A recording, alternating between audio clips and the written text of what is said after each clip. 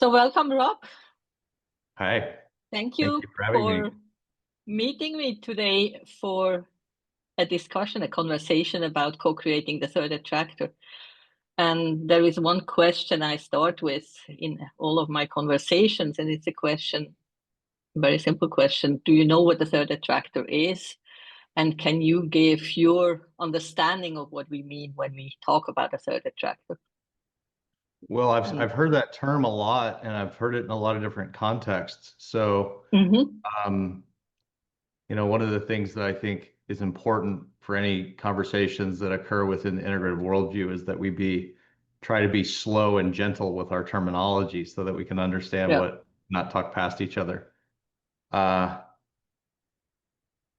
there is a view that is, I think, increasingly a bit of a consensus view emerging inside of the leading edge of the integrative worldview that views and understands and talks about the metacrisis, that we face perhaps one of three possible outcomes over the next 100 years or more as a species.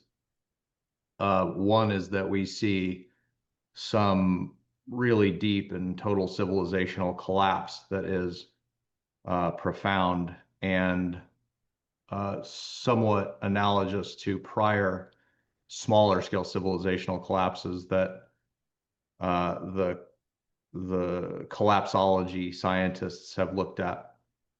So there's this sort of collapse option. The second option seems to be an option of increasing oppression, Yeah. increasing return to domination.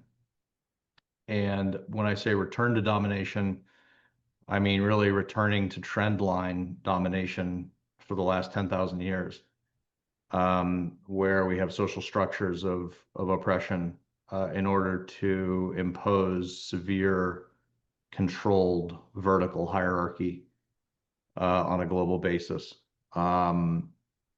in some form of neo-feudalism or other kinds of neo-reactionary politics or what have you. And it goes by a lot of names, but that's a second Yeah. possibility.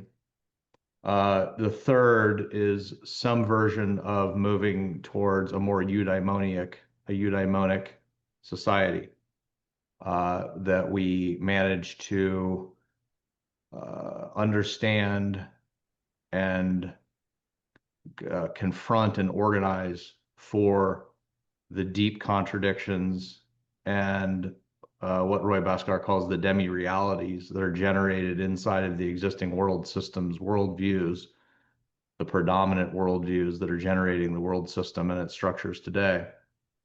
And that we organize in just such a way that we're able to sort of avert the first two scenarios and increase towards some sort of genuine social emancipatory structure on a both global and local basis. Of course, that's, there's magic in all of that. Exactly. And many people, I think, are pretty pessimistic about the way those three options look on a probability basis. I think some recent surveys have shown amongst some of the experts that they say that it's more likely than not we end up in one of the first two. Yeah. So the third can be seen as a sort of minority position amongst some people who work in that field. Perhaps I'm a little bit more optimistic, but I would say when we talk about a third attractor, when we talk about that's what even though there's probably a diversity of ways to talk about it and think about it, for me, ultimately, I think that frame is a pretty compelling and simple way to think about it, that draws us forward in our work, that we're obviously working very hard to try to set up the conditions for that third one to continue to emerge, because it actually is emerging today, but to continue to emerge.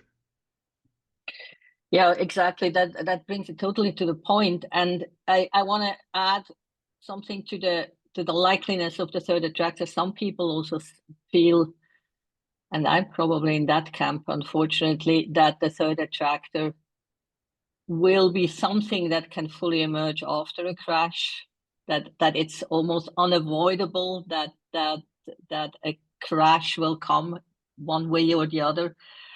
But we should be prepared to be able to create something for after that.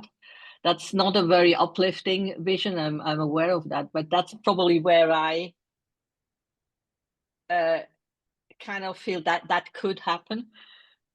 But I am very excited about your view, especially when I read your white paper and your work, that you feel we can create the third attractor. We can co-create what could be, and we could put it out as an attractor. And I was just reading your white paper today again, and something that really compelled me was that, if I understood correctly, you say there we have to compete for attention with our message. So if I understand that correctly, you are saying we have to make the integral message or the integral worldview so sexy as all the other things that compete out there for the attention of people, or make it even more compelling, more sexy, so that we are actually getting a slice of that attention. Is that right? Is this what you feel could happen and could be successful?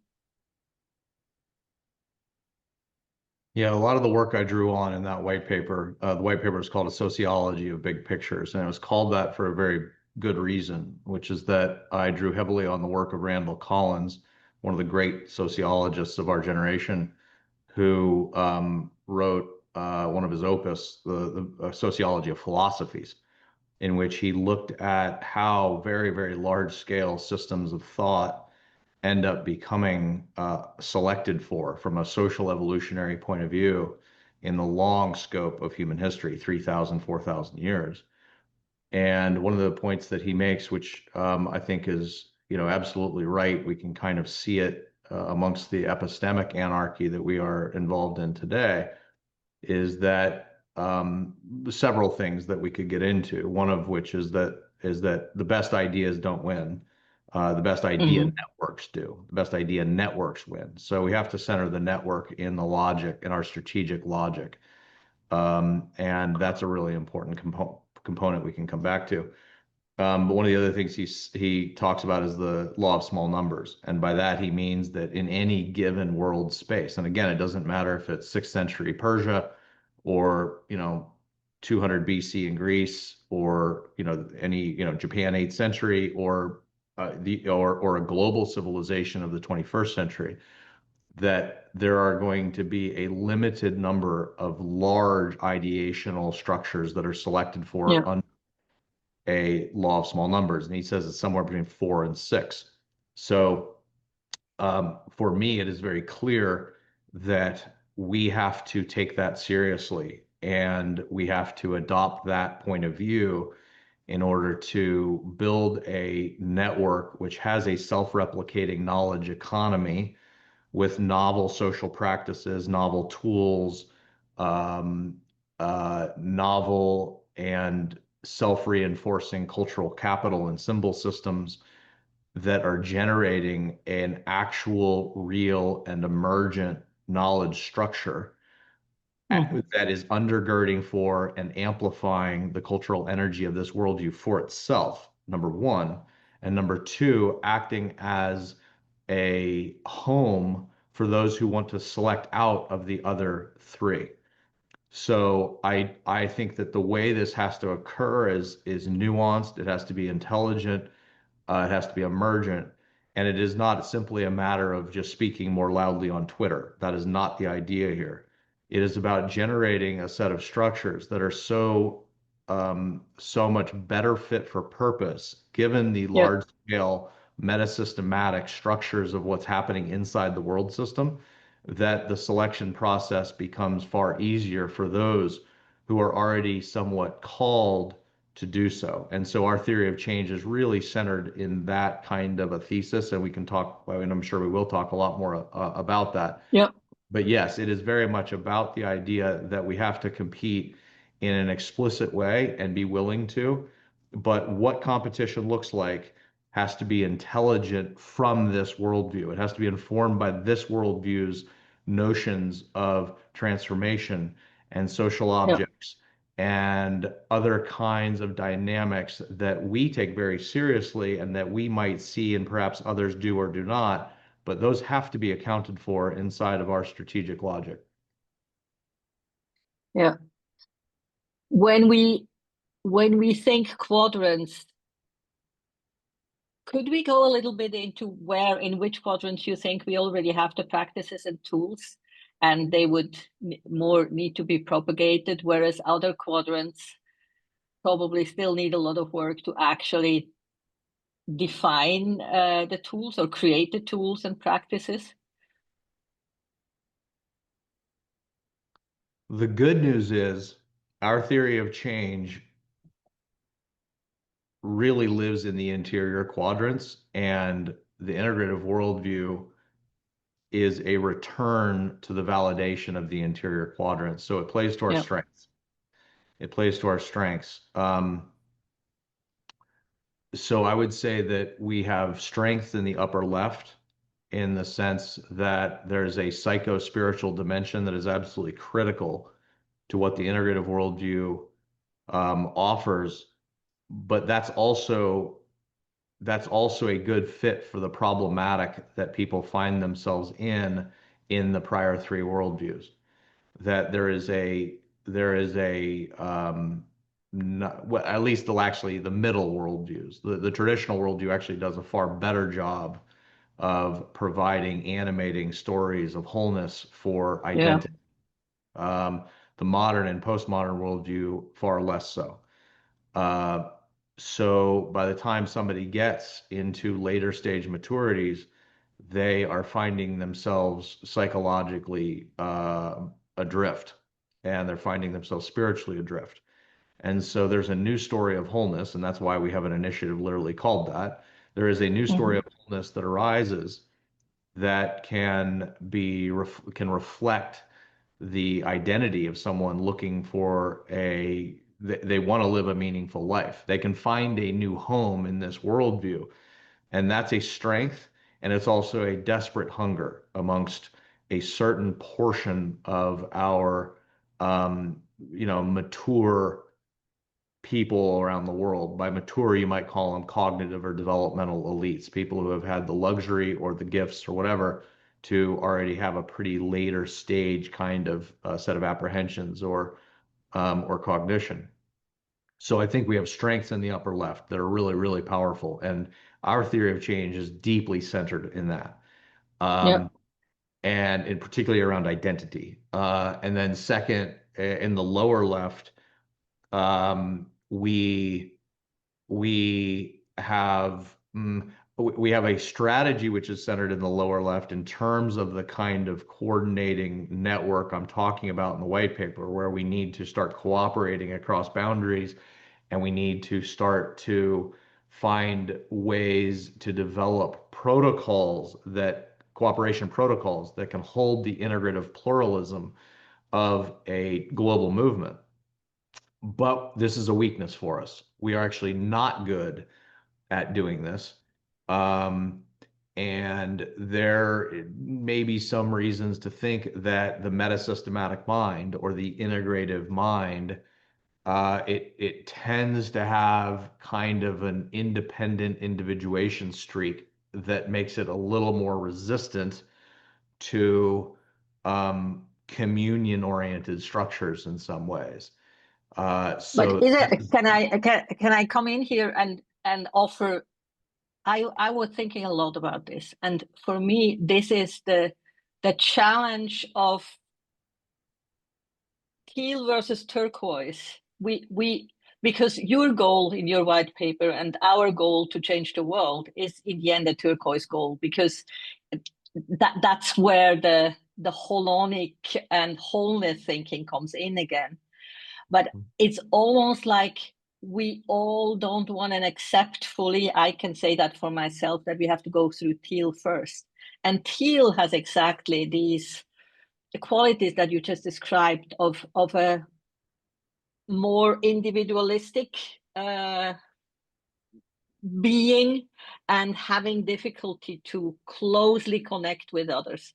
It's almost like I see Teal connect for a project or two, or do some fun stuff with each other, but to really come together and cohere towards a goal, I feel like Teal has difficulties with that, and that's probably one of the challenges that we are facing, even in these people that cognitively have caught up with integral thinking.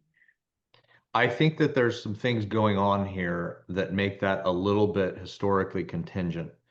I think that number one, the movement is young and immature and it has no economic generator function. And because of that, there is a little bit of scarcity of resources that is creating some Mm, uh, some social rivalrous behavior that is both predictable and natural, but is also not necessarily reflective of the worldview itself. It's more reflective of actually some of what I talk about in the paper that Collins gets into, where when you don't have a strong institutional base and a strong level of surrounding socio-political support for the emergence of a knowledge economy, you're going to get this kind of fractionation. And so I think that there's partly that's partly that. I think it's also partly a little bit of a shadow resistance against the emergence from green, the emergence from yeah, the postmodern worldview,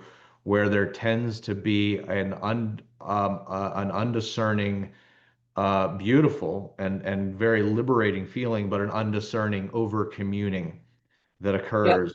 And so I think there's a little bit of under-integrated shadow that occurs as someone matures into integrative.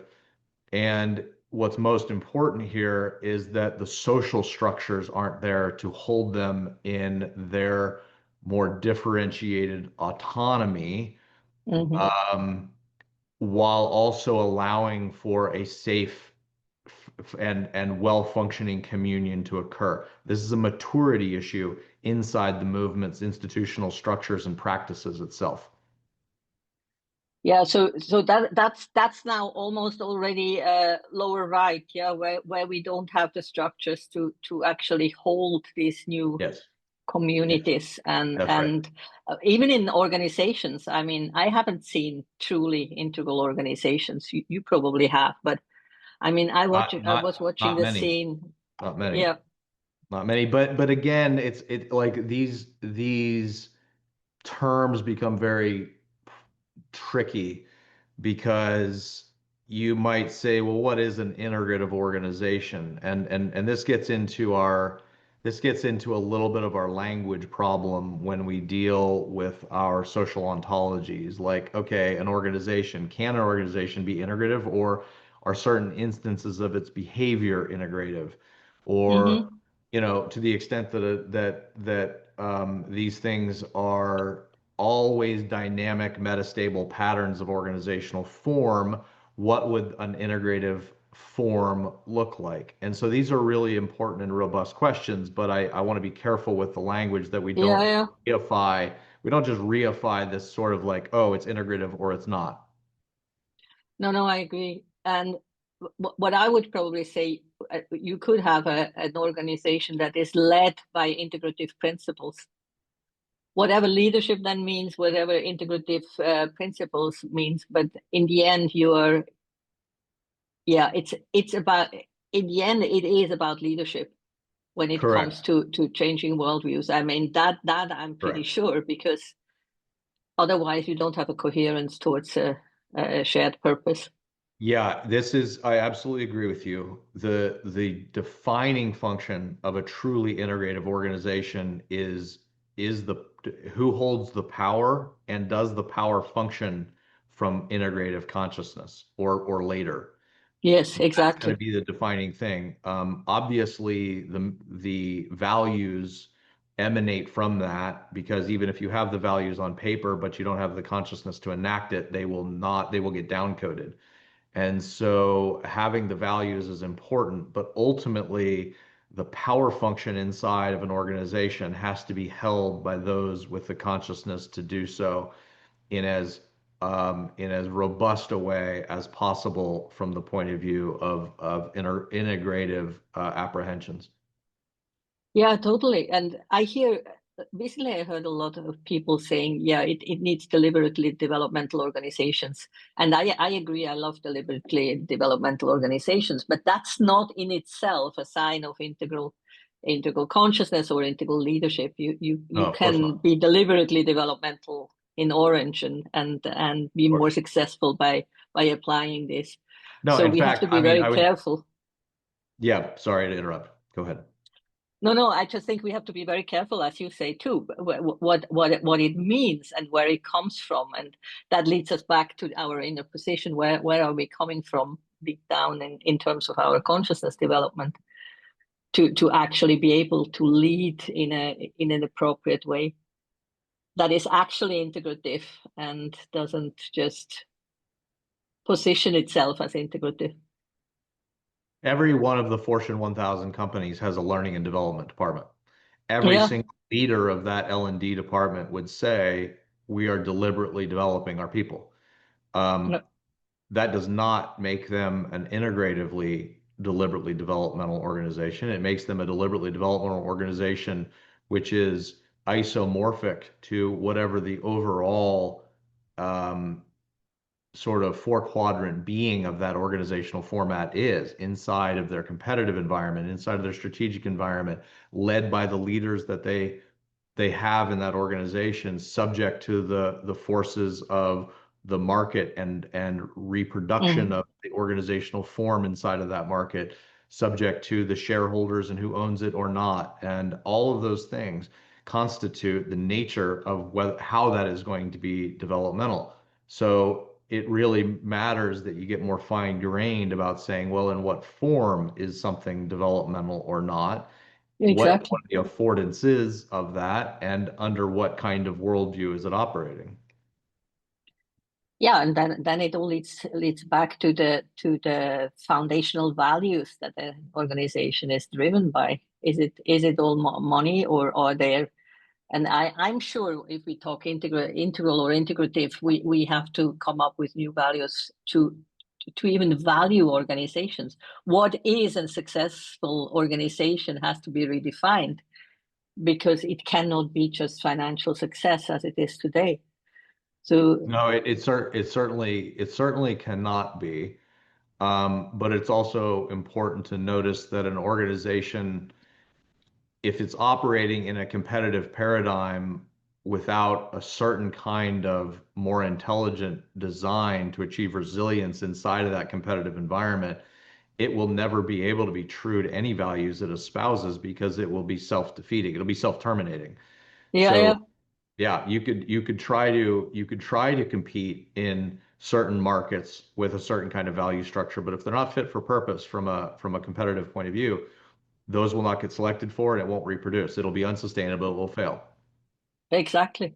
And I think that leads us exactly to the point why I asked the question about which quadrants are we already prepared with tools and practices. And I feel strongly that the lower right is the one quadrant where we are not prepared at all. Like new organizational structures and new institutional structures have, as you just laid out, have a difficult time to even grow in this competitive environment. And it's challenging to come up with something new that actually then can be successful and more successful than the old approaches.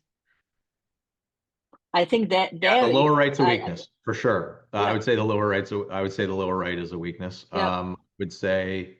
I would Do you say have ideas of solutions there, or approaches? What is your thinking about the lower right? How you would approach it? well, what do you mean by that question? I mean, in the big strategy that you have in mind, what would you put into the lower right quadrant that would need to happen, need to be created, need to come together, need to appear for the lower right quadrant to go through the change that is needed? Hmm. Well, why don't Because we in the step inner back and take, quadrants, it's kind of obvious, no? Like especially upper left, it's quite kind of obviously we have to change ourselves, have to be a little less self-oriented and a little more looking out in the world and think bigger. But the lower right, I just don't know where even to begin. well, our entire strategy, I mean, look, this is all fractals. So when I think about our strategy, I think about it as a lower right strategy. It's fundamentally a lower right strategy, but it's a lower right strategy is leveraging a theory of change centered in the upper left. And I know this can be a Yeah. little bit confusing. So why don't we step back and get a more Mm-hmm. 50,000 foot view of what we're really talking about here to sort of set some context. Good. We can go any way you want, right? When we talk about whether we want to talk about the meta crisis and its different dimensions or what have you, but mm, our our theory of change is there are that ultimately we have to release the innovation by an entire large population of integrative elites to generate all of the different innovations systemically, artistically, culturally, scholarly, etc., that bring this integrative worldview into fuller being. That is our Yeah. fundamental theory of change, is that it is a large scale elite conversion exercise in order to generate innovation and to generate innovation in a highly resilient, decentralized, non-controllable, emergent way. Okay, so so why do we choose that as our approach? Well, first of all, we believe that there actually are a lot of integrative and proto-integrative minds in this world who are the cognitive elites, and these are your system builders, your institutional leaders, your cultural influencers, and your leading edge scholars. These four groups, and they don't know it. Mm-hmm. They don't know it. They Mm-hmm. don't know it because they've never had a mirror held up to them and said, this is who you are. This is who you are. You actually are apprehending and enacting already a new story of wholeness. And there's a reason why you feel a little bit like a fish out of water in the different worlds you walk through. And the reason is because you run into the limitations of earlier worldviews and you don't feel at home in them. You are home. There is a place for you, and there is an entire worldview that is emerging that reflects the way you're thinking. Mm-hmm. That meaning function, and that reflection of identity is the most powerful transformational lever that exists on this planet today. That is the theory of change. That is what I believe is the thing that I've not heard a lot of people really tune into. That is the leverage point that if you can tap it and you can help organize it and you can liberate it, because the transformational energy is already there. The Mm-hmm. alethic truth of this is that the transformational energy is already there. It's already working on our behalf. What we have to do is create the right semiotic mirrors and the right ways of inviting and showing people that that's available so that they are able to allow their identity to enter into the normative space of a new story. And as Mm-hmm. they do that, um, that very function will constrain the things they want to do. So we talk about in complex adaptive systems, we talk about how constraints take the infinitude of a possibility space, and constraints Yep. do Yeah. to more probabilistic outcomes inside of the Yeah. emergence. process. That's how we've gotten the universe we've gotten. We need to, an identity and the normative function of identity and meaning is a constraint system. The more we actually allow that to work on our behalf, the more that energy gets liberated, that innovative energy gets liberated, and the system begins to change, whether it changes from within or it changes from without. To a large degree, that's a pretty dialectical process anyway, based on where someone is, but we watch it all the time. We watch people who are going through this, for example, they go through their sort of exit modern thing where they leave their corporate career. They inevitably become coaches or consultants as they move into postmodern or spiritual teachers.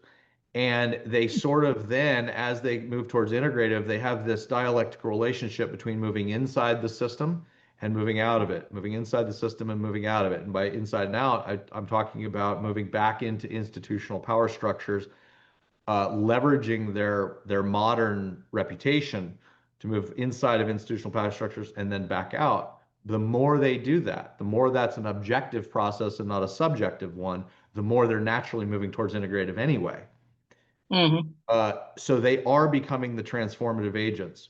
Because let's be clear, the source of transformation for this entire century, the source of transformation is not finally technology. It's not finally anything inside of exterior systems. The source of the transformation is in the eros of human consciousness.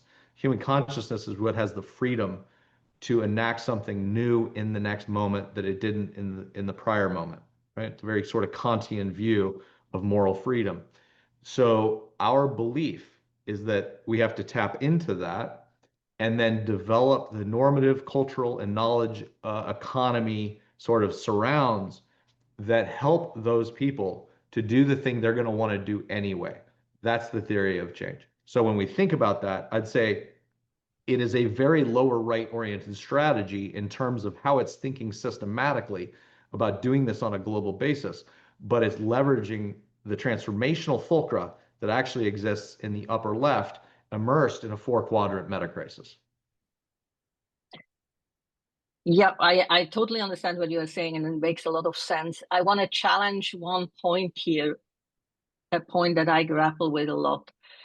You sound like you would assume that people that come from orange through green into integral would automatically not be rivalrous anymore. They would kind of automatically not be so narcissistic, not be so self-focused, not think small but big. No, So no, not at all. Actually, they're I'm counting on exactly the opposite. I'm counting on them being precisely the rivalrous creatures that humans always have been. But there are moral constraints that you develop as you grow further into integrative axiology. You know, grow further into integrative value systems where you are increasingly willing to self-constrain the way in which your behavior is rivalrous, or the way in which you set up systems that promulgate demi-reality or promulgate systems of oppression. And if you do this enough, if you do it with enough people across enough innovations, enough policies, uh, enough sort of the domains that these people work in naturally, it is not going to take much change for that to become a nonlinear emergent effect. So I actually think the rivalry doesn't go away. I don't think the human being all of a sudden becomes a sainted altruistic creature. In fact, I don't believe that at all. But I do think inside of the integrative person, you have a better way of integrating your own needs structures, your own lower order rivalrous, egoic need scarcity functions. You can recognize them, you know when they're operating, and you have to actually be more honest about them. Like, ooh, this is a time where this is something I really need because I'm feeling like I'm not sustainable and I can't think in a high-minded way when I can't put food on my table. So this, what you're rightly pointing to, though, as a subtext, is that there's no way this happens if the economic generator functions don't also come along and mature that provide some basic material base of support for these elites as well. And that is why this process is not something you can have happen overnight. The transformation is not something that can happen overnight because you have to get the philanthropists to step up to bridge that gap into new social economic generator functions. You have to have these sort of transition pathways to create new sustainability functions so that not everybody's worried about food on the table, because no one's going to do it if they're worried about putting a roof over their head. So we're talking about elites who already have some material abundance because they've had the luxury of getting to a very high status of learning and development. But it's absolutely true to say that yes, they still have those economic demands, and that's going to be a transition process. By the way, it's one of the reasons we have an evolution of philanthropy initiative underway is precisely this, because we need to be able to simultaneously. You notice that a lot of what we do is fractal. It has to be because you have a holism you have to bring out of the ground here.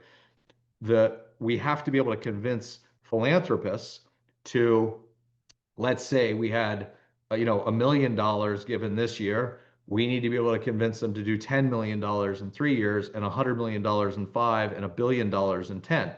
You do $1 billion in 10, and all of a sudden, which by the way, by these days, $1 billion is not a lot of money anymore. So $1 billion, though, will be a tipping point level of economic support for those elites who want to run 5,000 experiments all over the world inside of that knowledge economy. But you don't get to 1 billion until you get to 100 million. You don't get to 100 million until you get to five. You don't get to five until you have one. And this space has been terrible at organizing itself to even do that. And by the way, I'm happy to announce, I guess here for the first time publicly, we've just put together the first $1 million for an integrative worldview fund to do exactly this, to build out Congratulations. exactly this roadmap. Yeah. Thank you. Yeah. Because again, from an alethic truth point of view, the same thing, the same generator function that is unsatisfied identities for the elites we're talking about is also true for philanthropists. They're not stupid. They know that the world is in trouble, at least some portion of them. They know it's in trouble. They know that at least some of them, know that our problems are not technical. Our problems are not fundamentally economic. Our problems are epistemic. Our problems live at the intersection of our worldviews and our identity.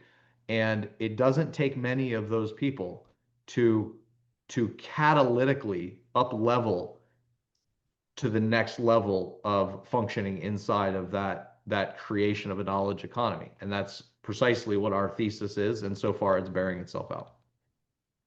Yeah. But I do want to make this point again about the upper left that I think has to be developed in sync, because when I listen to you, it makes all so much sense. And I'm sure this is exactly what needs to happen on the lower right. I agree with you. I don't see it happen without the upper left and probably the lower left also being in sync with this development of a more holistic inner identity. You talk a Of lot course. also Of about course. identity. Yeah. Yeah, of course. But this needs as much emphasis, that's my sense, as the lower right needs, because if those leaders that you have in mind that lead this lower right development and emergence have not done the inner work, then we end up with this kind of the same problems or similar problems that we Well, had no in doubt. Owen. I mean, this is why in my white paper and throughout everything the Institute does, I am very, very clear to say that our number one job at the heart of all of this is transformative education.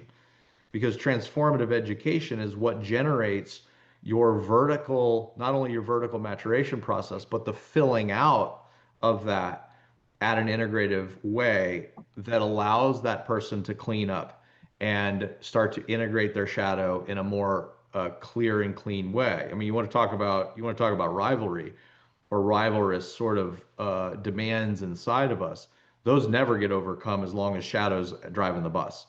So that kind of cleaning up function is critical. the ability to show up in an emotionally vulnerable way, in a way that is that has a certain maturity of leadership, the ability to grow your mind enough to be able to transact across these domains in an interdisciplinary way and to understand what's important for the domain you are working in, but not just your domain. So growing up, waking up, and having a practice of grounding yourself in being and wakefulness on an ever-present basis. So all of these things are absolutely a necessary part of the curriculum of a transformative education. We also have efforts going on underway there, as do many other, people around this space and our colleagues. I would say in a lot of ways, that's also a big strength for the space. It just hasn't been properly organized into a master curriculum that is able to release that, like a con. I've often called it the Khan Academy of Teal, is really what Yeah. we need, and it needs to be free and global. And so that's another thing that we will, if someone else doesn't take it on, we actually have it penciled out and we will take it on. But absolutely, I'm agreeing with you that all of these things need to be done Yeah. simultaneously. I want to add one point to your collection of points through the whole integral map, and that's something that I feel integral has forgotten about, or yeah, I don't know if I can say that like this, and I have been giving talks about this. The awakening, the awakening, the wake up dimension is often just referred to as awakening to being. Like the meditation is being seen as an important factor in this work. In my lineage, what I learned from Andrew and what Andrew Cohen was teaching, and what Sri Aurobindo also is teaching, Yeah. there is an awakening to becoming, the Yeah, of awakening course. to the evolutionary, to the creative impulse, Yeah. and I think that's a component that we want to really reinvigorate in a way. That it's not Absolutely. just the big awakening. For me, the third attractor, the most attractive third attractor is if we could all wake up to becoming, to being co-creators and come together in that awakened state. And that leads me back to the lower left where I wanted to add something. The we space work, or the intersubjective non-duality work, as we call it, I find a very important component. When you see the waking up as a real developmental step, and then you come together among awakened human beings and Yeah. co-create together, that's for me the source that comes from the left quadrants that Yeah. helps us to solve the right quadrant problems. And then we have a full picture Yeah. that is Well said. actually very exciting and beautiful. Well said. Yeah.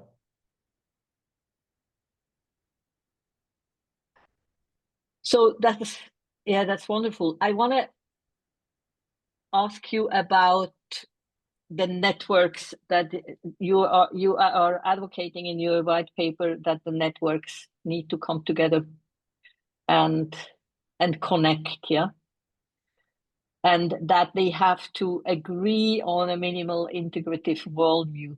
And I would love to hear more about your thoughts, how this minimal integrative worldview could look like, very concretely. What are your minimums? Is that a word? Yeah.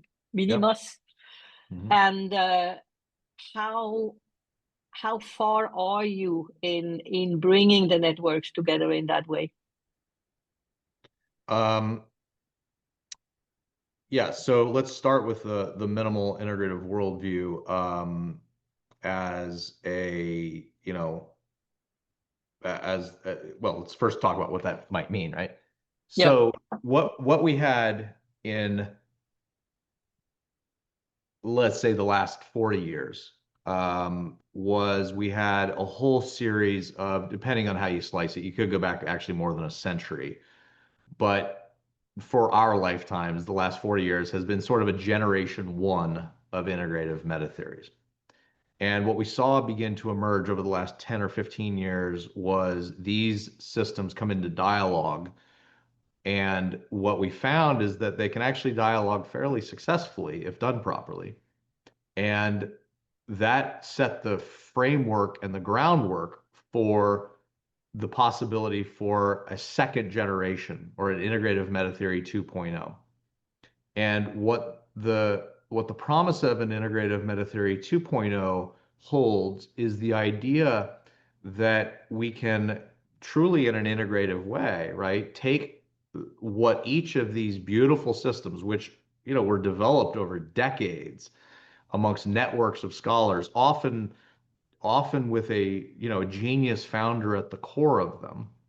Mm-hmm. Talking about Ken Wilber and integral philosophy. We're talking about Roy Bhaskar and dialectical critical realism, Greg Enriquez with unified theory of knowledge, Edgar Morin and complex thought, and so on and so forth. Right? These big systems, and what we find is that they each have some really just gorgeous strengths and beauties and um, vantage points that really hold space in a unique way relative to the others. Mm-hmm. But we also find a sort of general commonality about what they're all sort of getting at, that I think if we just step back and we were just good sort of social scientists, we'd say, wow, there's something going on here. This is actually data that tells us there's something common to this structure of consciousness and this structure of philosophy building and general science that's going on, to use a term from Vygotsky. So that is happening right now, that validates this notion, right? And so an integrative metatheory 2.0 would seek to sort of tease out some of those core themes. Mm-hmm. And you could do it in a really detailed way, get pretty geeky with the distinctions and where the boundaries are and what's right or wrong, where are some of the real thorny dilemmas, all that. And that's work that will be done, and it is being done for sure. But at a higher level, there's also an ability just to kind of tell a new parsimonious story where it's like, okay, Mm-hmm. here's a set of qualities of what look to be the case in a tentative way, a provisional way, about what some of the core qualities are of this minimal integrative worldview that is emerging. So, what are those qualities? Which is really to your question, but I wanted to set the groundwork so people Yeah, understand yeah. it, because it's important people understand kind of what we're talking about here. So, the first is that the universe is vertical. It seems to evolve in layers, right? So it Yeah. complexifies. The second is that it's a process that exactly what you just said, the universe becomes, right? So there's a Yeah. processual view Yeah. of reality that's really important that we, take seriously. Reality seems to be a relational field. This sort of Cartesian and very modern view of subject and object and atomized transactional exchange inside of a kind of a physicalist metaphysic, is mostly just wrong. Like, well, or I should say, maybe not entirely wrong from that worldview, but we have a much more nuanced understanding actually of how it's deeply relational, and there are transjective fields, and there are ways in which the network of relationality is really primary to our understanding. Um, When you say, just for me to be clear, when you say relational, you also mean interconnected, like it's the interconnectedness of everything, no? That, or is that a different point for you? it is Like, interconnected. It is interconnected, but it co-arises already as a co-connection. yes, yes, There's a exactly. way in which it's co-arising together Yeah, in its very relational. The yeah, relationality is primary yeah, to the holonic, or to the holonic definition to begin with, or the holonic yeah. identity to begin with. Um, let's see. So what else? Reality learns that there's a way Mm-hmm. in which the cosmos is a learning function, right? It Yeah, is an unfolding learning function that has gone on, from what we can tell, based on the best conclusions all the way back to the Big Bang, that it it learns and it selects for things that optimize itself along information energetic sort of functions. Um, the world is perspectival, right? Uh, it has different vantage points, and perspectives matter inside of the epistemological arising of reality. Um, the universe creates, it diversifies. It is diversity is not a sort of uh, it is a fundamental and primary feature of the universe that it likes to create. It creates new things that are diverse and different, and and so that creative function towards diversity, matters. It also integrates, by the way, which goes to the first point. It integrates, but the diversifying function is important because we see a radical diversification over the long arc of the cosmos.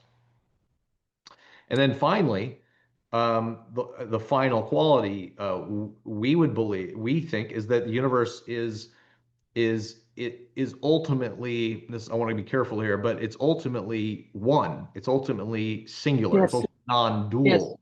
It is Yes. it is Yep.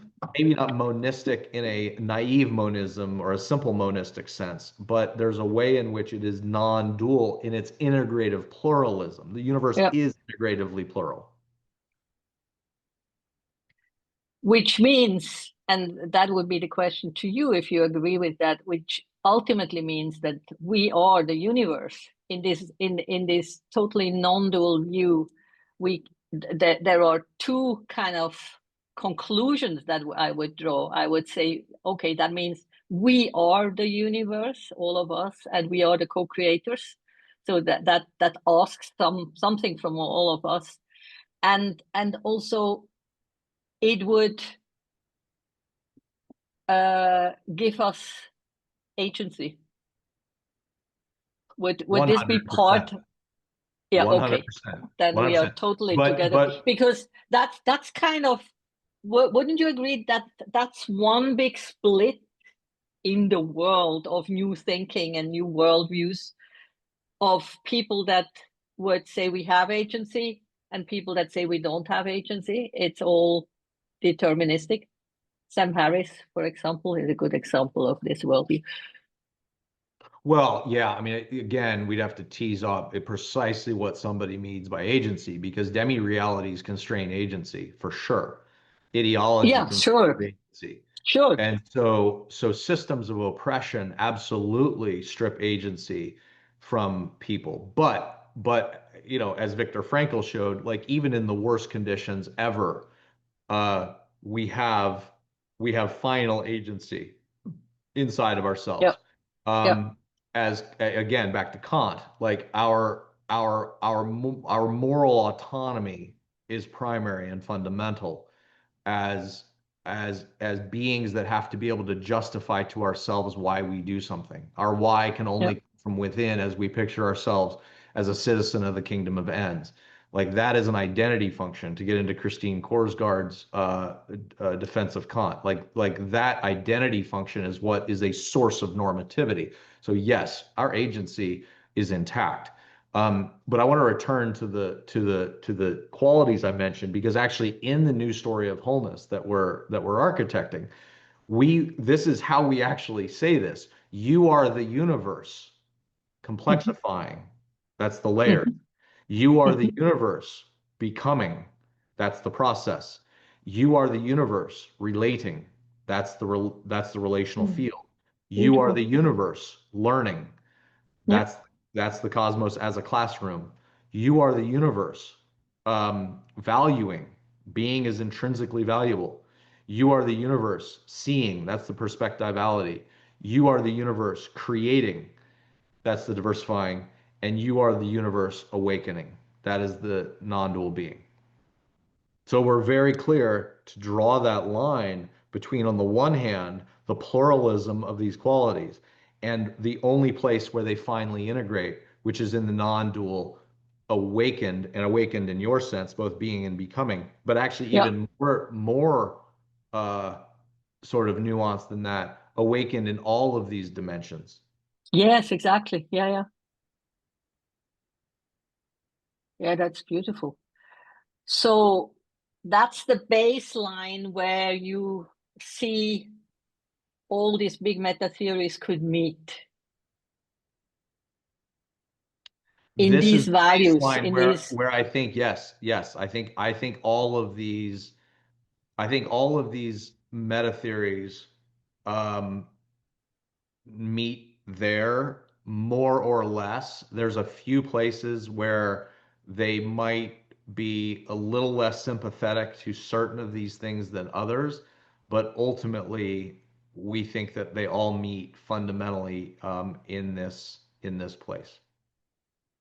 Is it in your thinking important to see consciousness as being primary versus consciousness being an emergent phenomenon, or does it in the end not play a big role because we are where we are? Is this something that you would actively address in such a set of minimal values? I don't think I don't think as a practical matter that we probably have to take a view on that. It is certainly implied in the way that some of us interpret those qualities that it is in fact primary. And there are many Yeah, people who will hold that. But I actually think, and we talk about this a lot, I actually think that ultimately the non-dual realization of consciousness as primary is a is a process of awakening that not everybody with an integrative mind has gone through or has experienced, and it is not a negative filter for participation in the integrative worldview.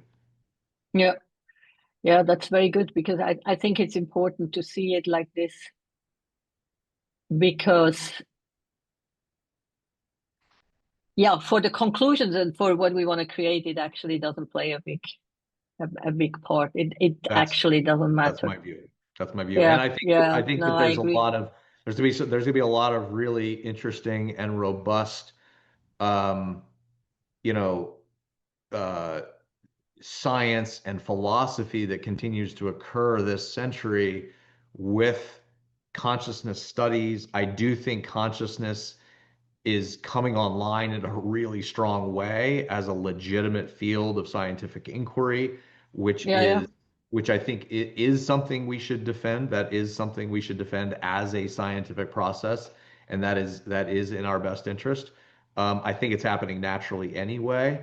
But yeah, I don't think that we don't have to try to take that claim as a metaphysical claim and again make it a negative filter.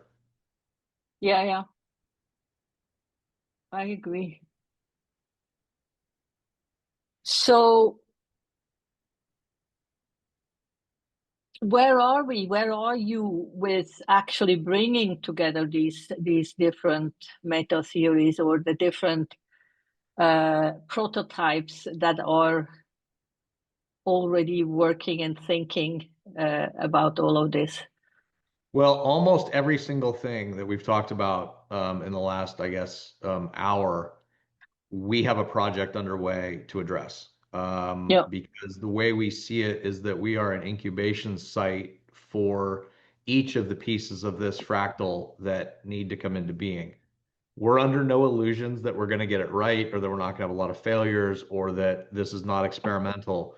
But we believe that even if someone who's watching this can see what we're doing and then learn from some of the thinking, that they can also say, oh, okay, then this is how I could help, or this is how I could contribute, or this is what I could do on my own to create a new institution that does something. Like that's part of the modeling function that we need to do, just as we learn from others. Um, so yeah, every single thing we've talked about has some initiative or project that we are either have on the board or actually actively doing. So we are looking at validating the science behind notions of verticality. We have a cultural complexity Mhm. index that's going back 3,000 years and looking at the human knowledge canon and and applying our very best models of hierarchical complexity to do the basically semiotic indexing of like where is this, how do we ground our claim that actually these knowledge levels that support these worldviews are genuinely emergent and are distinct things as social kinds, as in a way of speaking. And our data is proving it. Our data is validating it. We are seeing it in the data Mm. that actually these bodies of work and these canons are actually sorting up with into layers of vertical complexity. That work will be published. It's actually it's been, I think, accepted in a journal already and is underway.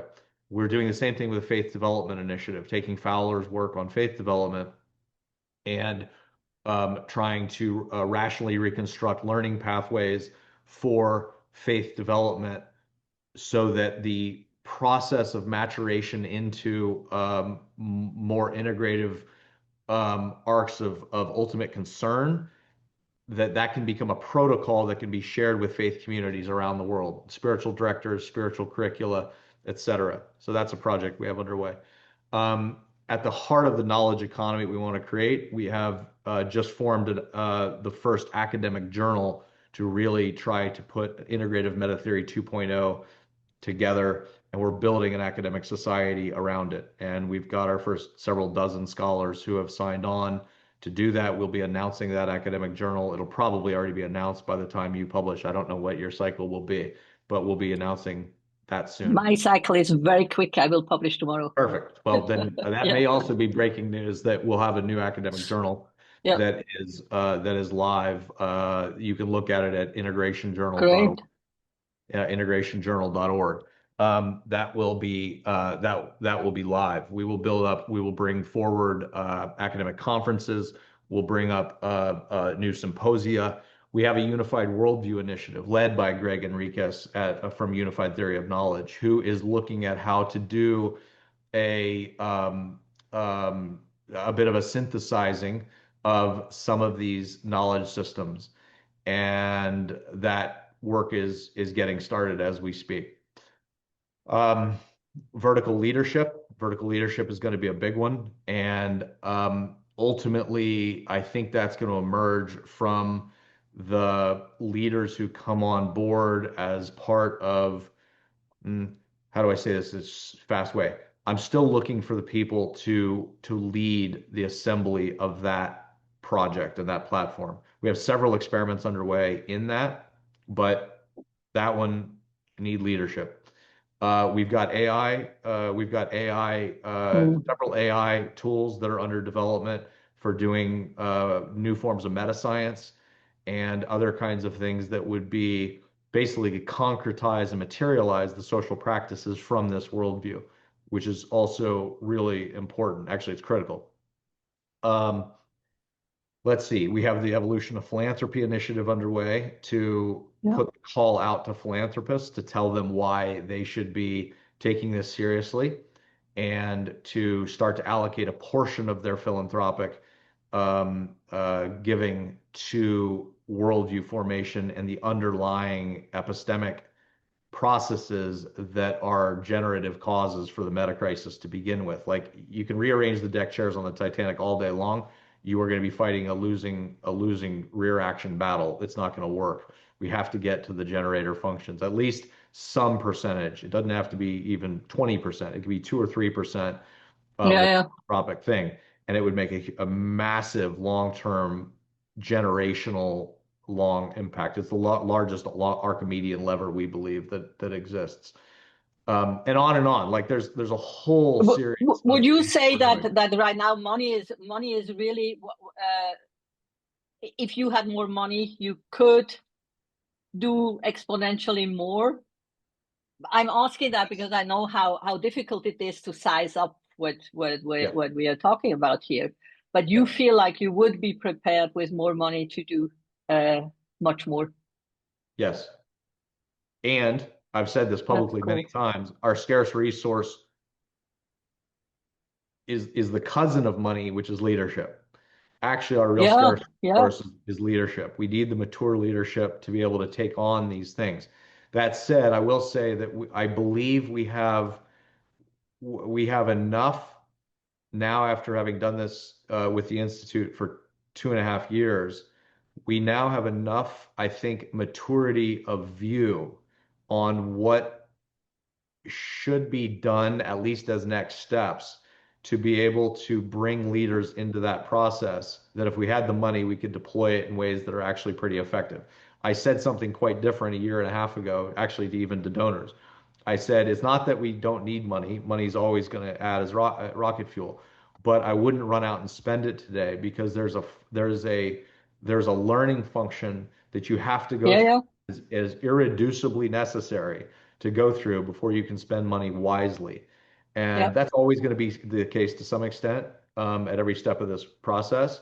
But yeah, if somebody like $10 million, you could do a whole lot right now, and it'd be pretty obvious to me what you would do. With $1 billion, too much yet, but 10 hmm million, we're ready for it. So yeah, at each step of the way, we're going to try to create an order of magnitude. We're going to try to create the readiness for the next order of magnitude bump up in resourcing. And if we do that, and we get the flywheel spinning enough, then we can hit exit velocity on the whole integrative worldview, coming into some kind of coherent, self-generating mass that would then start to approach the grand strategy I outlined. mm, yeah. I want to jump to a quite provocative question. How do we replace the gurus for the inner development and for the waking up dimension? Because they are no scholars.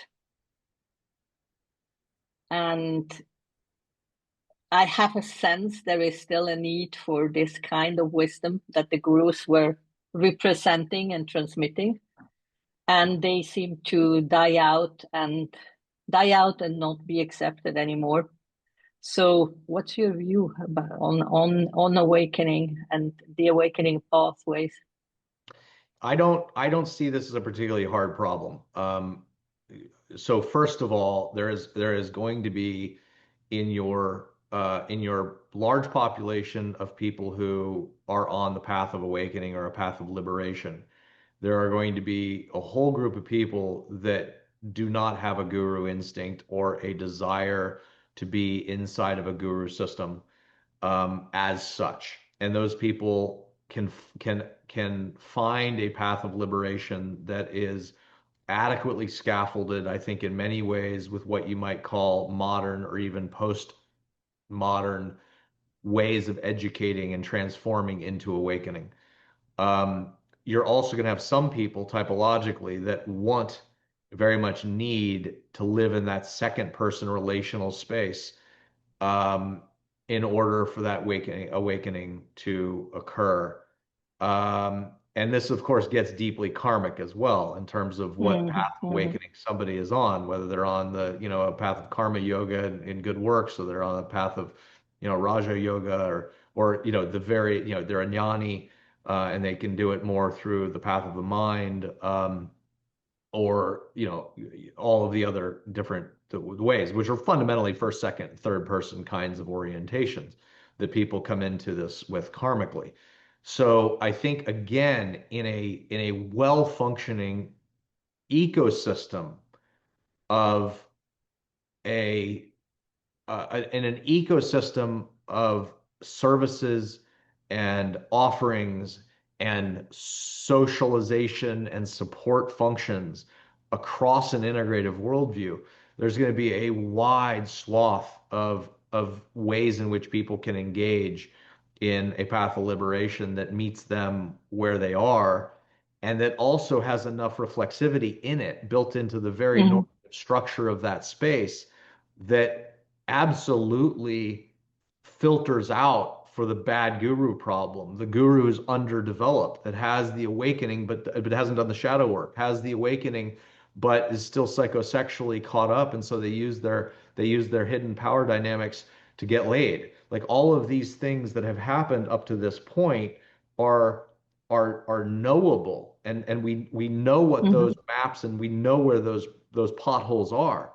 We can Hmm. actually create the systems of liberation that walk largely around them, um, because that is by definition what it means to bring a new worldview into being, is that it's bringing into being the new normative social structures, the social structures Hmm. imbued with the actual lived value systems that embody those values and embody that cognition and embody that consciousness through their very design.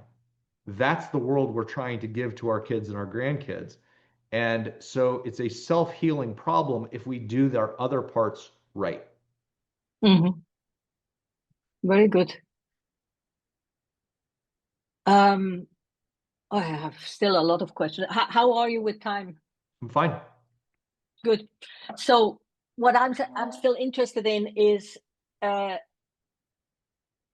an adjacent question about the importance of proto communities when we talk about changing these worldviews.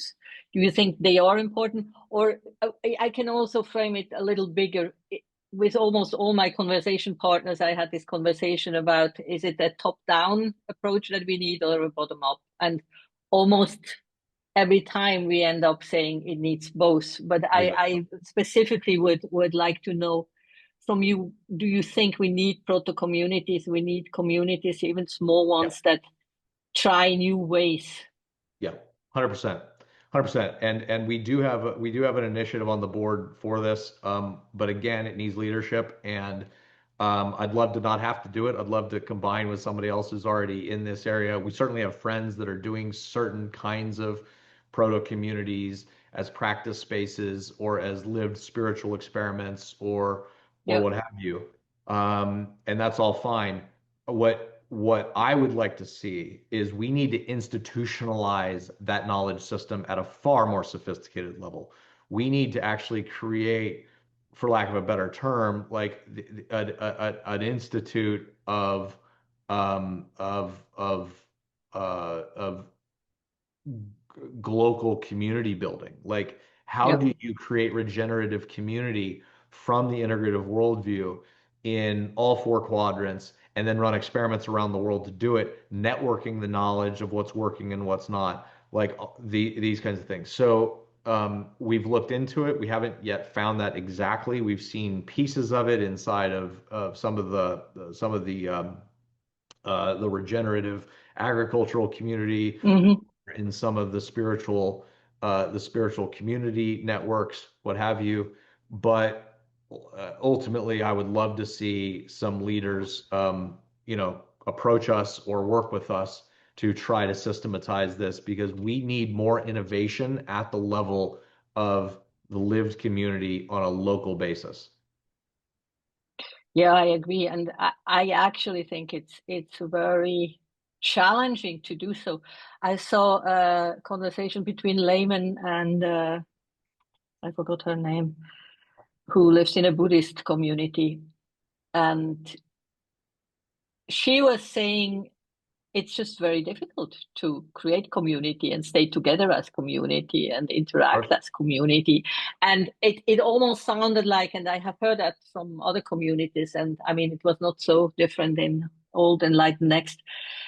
You are so busy with yourself that it's hard to interact with other communities or even interact with an institute as yours to create knowledge out of the experience that arises in these communities. Yeah, Well, and I I also don't know. find I find the thinking on what community represents to be, frankly, a little bit like just not creative enough and not intelligent enough. I mean, sure, it's fine to create a spiritual community where the defining purpose of that community is to be inside of a lived and shared ethos and praxis and sort of vector of ultimate concern that you share with that group of people. Perfect. We've been doing that for thousands of years, if Yeah, not a lot longer, right? Um, but that's only one tiny slice of what community represents. You know, yeah, what about suburbs? What about suburbs? Have you thought about a model that turns suburbs into integrative communities? Because we have a shit pile of suburbs. We've got a billion people living in suburbs around the world. Okay. So you don't just have to go traditional. You can also think No, no, about I agree. other forms of living that constitute human life and think about, okay, if I were going to try to turn suburbs across, let's say, the Western world into a more higher form of integrative functioning, how would I do it? Well, there's a way in which you could rationally approach that question because suburbs have problems. They especially have problems inside of a postmodern information landscape where they feel lonely, they feel isolated from their neighbors, they feel like they're afraid to go talk to them because now the political temperature is so high that they Hmm. feel like they're separate from them and they're scared. Like, okay, that's a set of transformational energy right there, begging for a solution of a protocol that you could allow for a whole sort of almost like movement to occur inside of the energy of people that are naturally already in those suburbs and have a desire to want to transform them. Yeah, Everything yeah. sitting right there in front of you alethically. You just have to see it. So, Mhm. so again, we need people who can think more clearly about reality and see it more clearly and see it in all its dimensionality. Because if you see it that way, you'll see that there are so many opportunities that literally we shouldn't fail. Like reality is handing us everything we need. We should not fail here. Like there's so much to do. I can't even I can't even tell you how much there is to do, and it's so obvious. We need to institutionalize the process of that becoming more likely amongst Mhm. people who are capable of going and leading the efforts to to do that, to unleash that innovation. Yeah, yeah, that's a good point. We have to widen the understanding of what community means or what the integral community means. And even here, I live in South India, in Tiruvannamalai, outside the city, even in village land. It's tribal consciousness all around, but we are creating a little sustainable village here. And that's another way of thinking about these things because you have the whole meme stack from tribal up to postmodern Indians and us, me here, and it's challenging. It's even so small scale. It's very challenging to bring it all together. How do you work with tribal people that actually think tribal and family is always closer than the bigger community, but you want to be friends and you want to treat them well, but then they steal from your household and like that's a totally different level of integrative thinking if you actually want to integrate the whole the whole spiral, Yeah. Yeah. which Well, in the end really, would be needed. No, I mean we cannot expect everybody to raise up to turquoise in the next 5 years. no, in fact, I'm arguing for something very, very different. This is I Yeah, am yeah, specifically predicating the entire strategy on honoring the spiral as it is, not exactly. asking anybody Yeah, to change. What I'm asking is the integrative leaders to step up and do their yeah, job. yeah, Step up and do your job. Step up and honor the privilege you've been given. Step up and honor the things, the extraordinary capability that you have to bring true integration into a world that desperately needs it. yeah, yeah. But that's always almost a bodhisattvic position, no? Like Of course, you of course. absolutely. Yeah, Of course, and because and again, this goes to Bhaskar's sense that no one is liberated if or I'm not liberated if every other person is not finally liberated. That is also the yeah, yeah, Bodhisattva vow. exactly. And so yeah, the act of social emancipation and personal liberation um, co-arise and but it's also deeply meaningful. Like that is not something you're Yeah, giving the world. That's a gift that you're receiving from the divine. That's a gift you're receiving from reality. That's a gift that you are also giving yourself to overcome the meaning crisis. You want to talk about what actually overcomes the meaning crisis? It's Mhm. this. It's true purpose. In the end, it's It true is true purpose. You know, purpose. It if is you true can give purpose. yourself to this, absolutely. So I would like to touch upon one more topic and then ask you if you have anything that you would like to cover that Wherever we you want to didn't. go. Yeah, I would like to talk a little bit about AI. Danger or salvation? I know it's not binary, but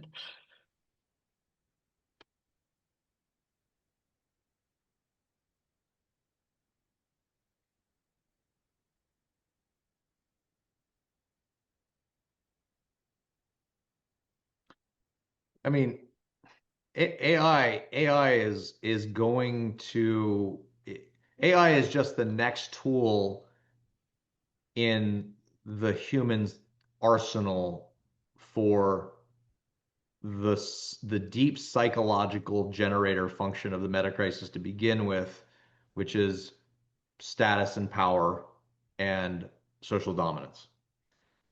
We are a social hierarchical creature, right?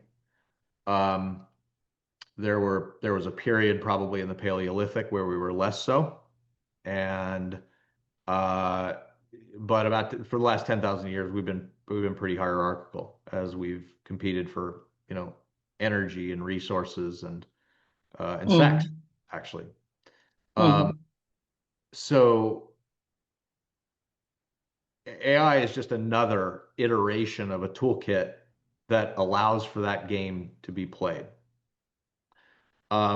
In itself, uh, it's not going to do anything that humans don't do with it and to it. So the fundamental agency still exists with humans to chart their own future. Um, the the positive story of AI is that it's going to act as an epistemological and educational uh, rubber band in a way that pulls people up to the average level of its training, and the average level of its training is modern. So that's good news. The good news is it has been trained on the internet, and the internet is basically a modern data set for the most part.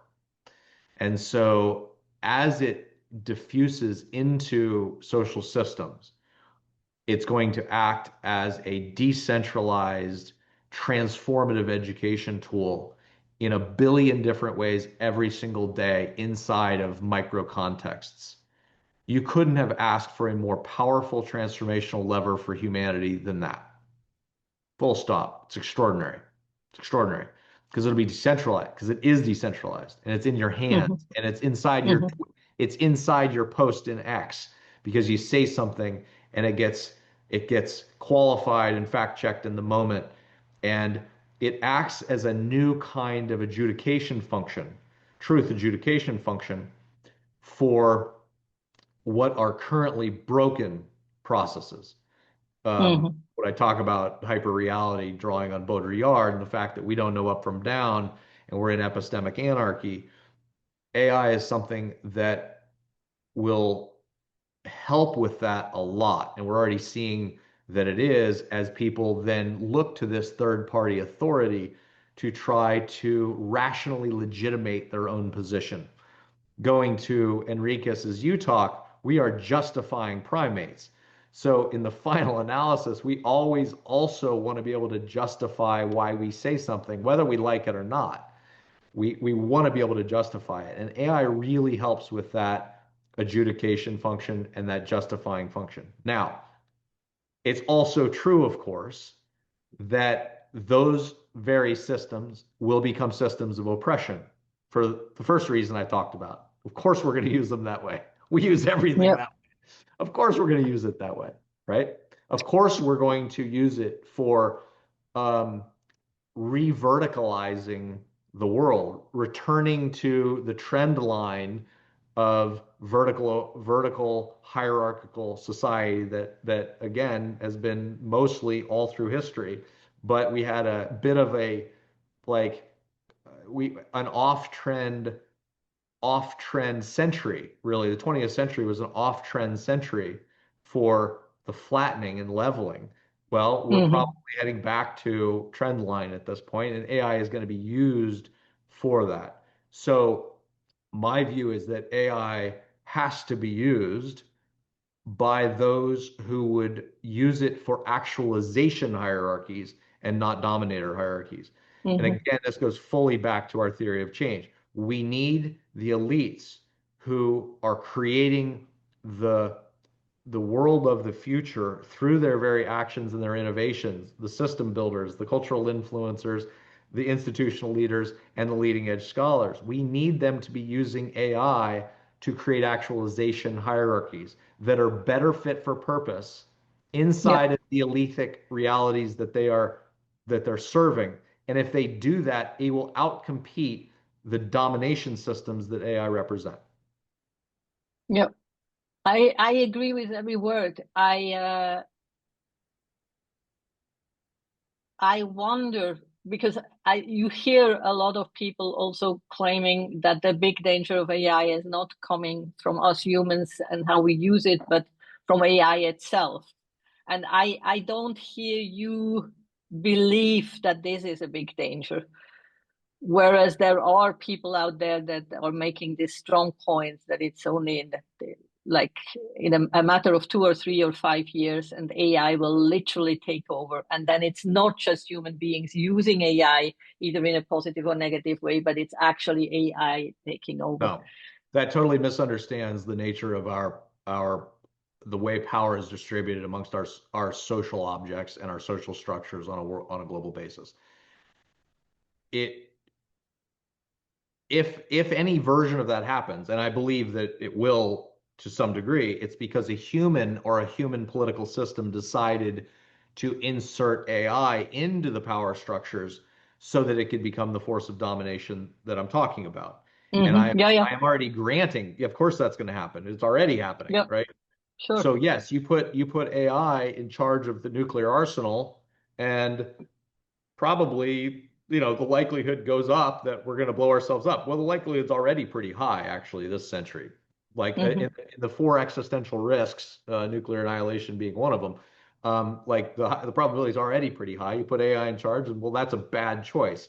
And of course, this is the Mm-hmm. problem with one of the aspects of the metacrisis is what I call the great release. It's the breakdown in the super holonic power function that was fundamentally held together through the US democratic system of the last 100 years. The last 100 years has been regulated via the US democratic processes. It's been regulated by the US as the global superpower.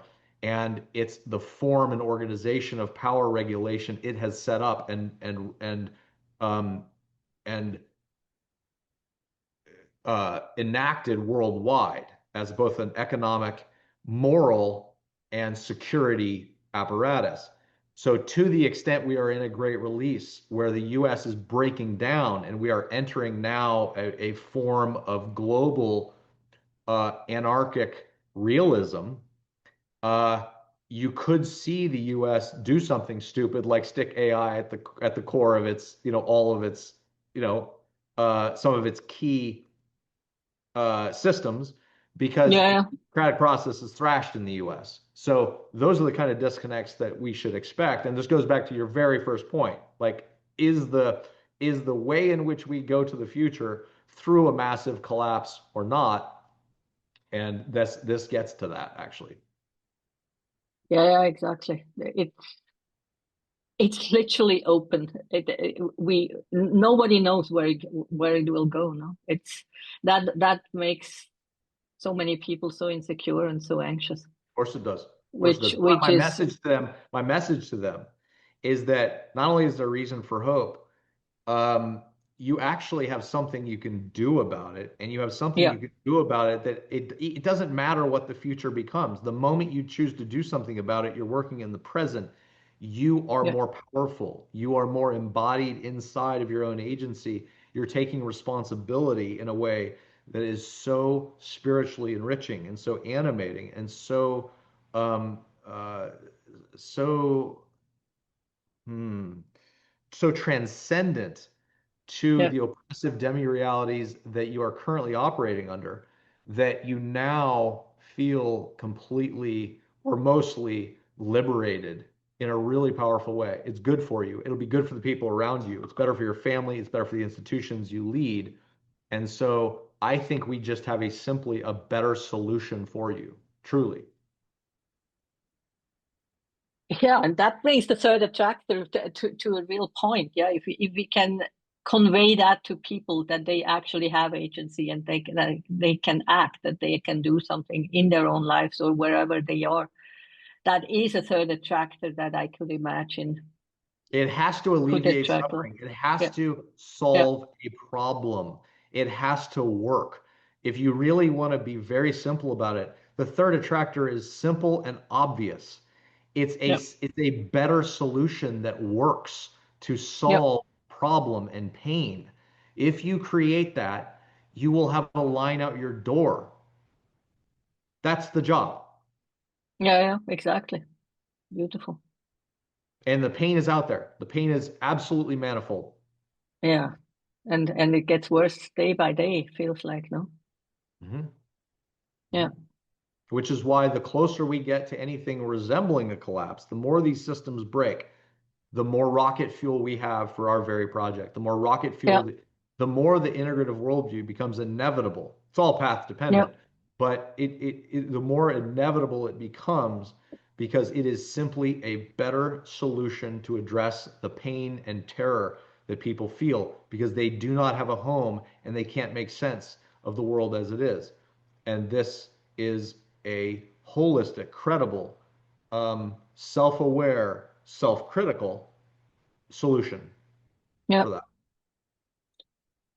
Wonderful. Is there anything that you would want to bring in? I think we come to a good end. So it's like from my question side, we are good. But I just wanted to open it up if there is anything you would like to share from what you guys are doing or that we have not touched upon. It was a very full conversation. I loved it. Good, good. I hope it sort of addressed some of the key things that you're thinking about. It sounds like you're thinking about them at a really Absolutely. deep level. Um, Yeah. no, just I'd tell everybody, don't forget to have fun, love, Yeah. love everybody Yeah. really, really strong. Do lots of hugs, you know, lots of jokes. Yeah. Keep it Yeah. keep it light. Have a Yeah. great Yeah. time. No, that's true. Thank you so much. Absolutely. It was nice to see you. Nice to see you.